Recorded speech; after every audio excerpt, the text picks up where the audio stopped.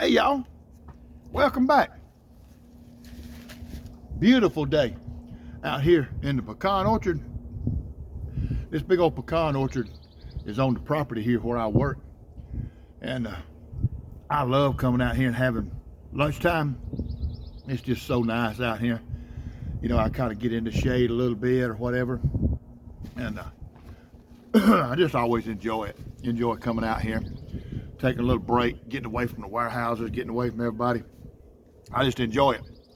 And I had went to town, picked me up some lunch, got me a brisket sandwich and a Diet Dr. Pepper from the QT. I tell you what, the QT got some got some fine groceries. Got some fine groceries. This brisket sandwich, woo, I wish y'all could taste that. That stuff right there just melt in your mouth. Just melt in your mouth.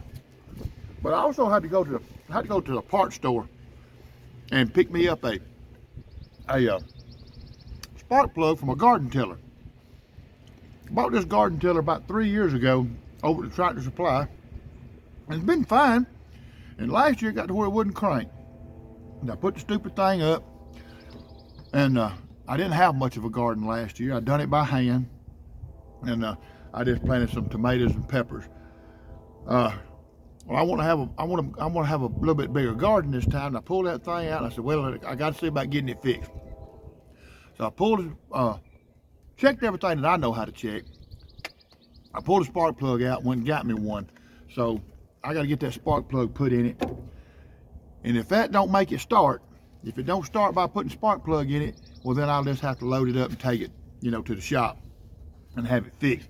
Because I certainly want to get that thing fixed today. I would like to buy me a new one. Mine's got front tines, and I'd like to buy me a new one with rear tines. They cost a whole lot more. So I got to think about that. Sweet Pea's gone today over to the dealership, get her car looked at about her air conditioning. And depending on what that costs, I may have to study on that about what I spend on a new garden tiller. You know how it goes. Don't want to overextend.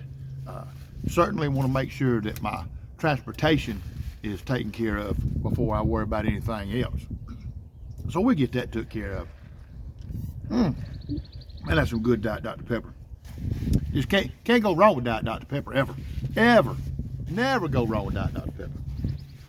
But I'm gonna show y'all something else. I'm gonna show y'all something else too. That let's say Saturday, I done a video Saturday on a bunch of flea market finds. Those 9 knives that I done. And I had bought those at flea market last Saturday over at Albany, Georgia.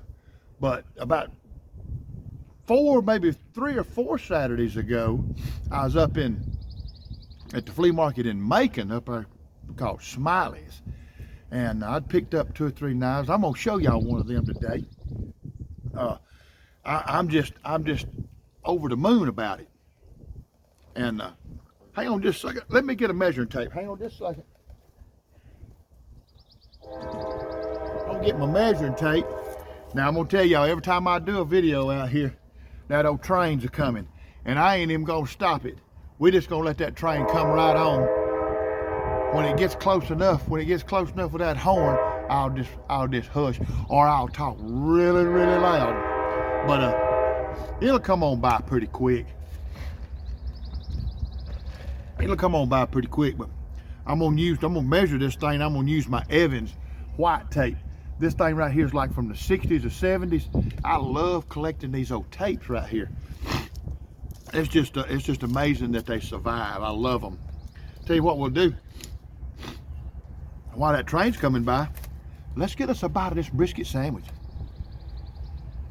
Oh my goodness. I might put that thing up, or I'm gonna eat the whole thing sitting right here. They about to come by. They about to come by when they get done. They're moving awful slow. But I want y'all to look what I found. I found a Rat 1. A Rat Model 1. Now, this is made by Ontario Knife Company up in New York. And these knives are actually made over in Taiwan. And I was showing this knife to my buddy that collects these knives, my buddy RW. And he collects these knives. And he was telling me that he believes that this knife was made before Series 1.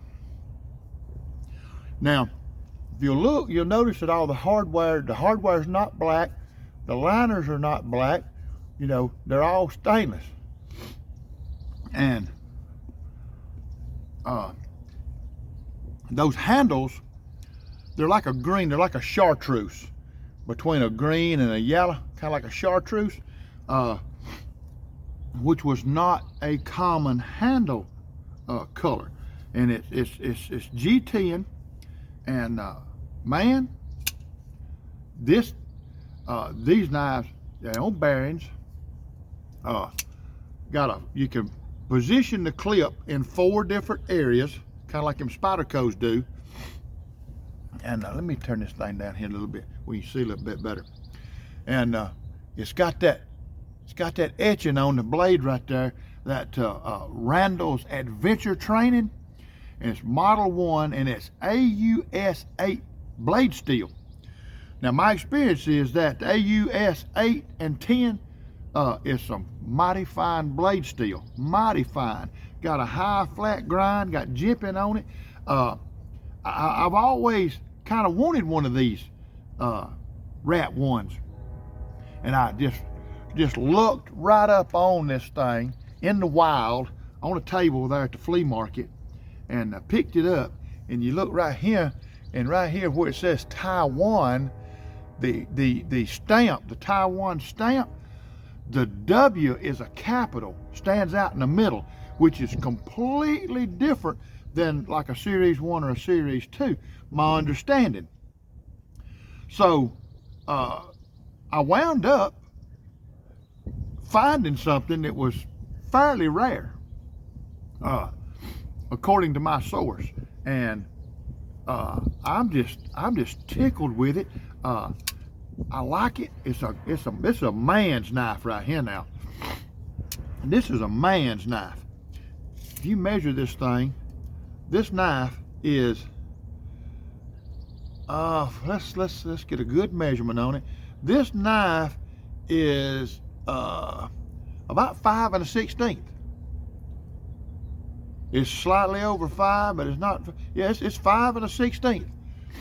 It's 5 1/16, and thumb stud opening on both sides, liner lock, really nice, good lockup. The handle, the blade is 3 3/4. The cutting area is about 3 1/2. So that makes this knife overall opened. This knife is 8 7/8. 8 7/8 inches long. That's a man's knife. I like the way you can put your finger right there and push right there and choke up on it. This is, I'm not sure what kind of bearings. I don't know if they're cage bearings or anything like that. I don't know. But that high flat grind and got some good stock on it. Man, I'm telling you, this thing right here is jam up and jelly tight. Just closes so easy and opens it so easy. Now, I'm bad about putting a little wrist in it. I'm really bad about putting a little wrist in it when I open them up, but it's because of the way my hands are, just the way it is. I don't have the best thumbs in the world, so that's just the way I do them. But boy, I like it. I like it. That's a heck of a knife right there. I like to refer to them as a man's knife. That's just the way I talk. Hey, y'all, I appreciate y'all jumping on here and spending just a few minutes with me. Wasn't nothing spectacular going on today. We got some more weather moving in again, and tomorrow when I get off, I'm gonna have to.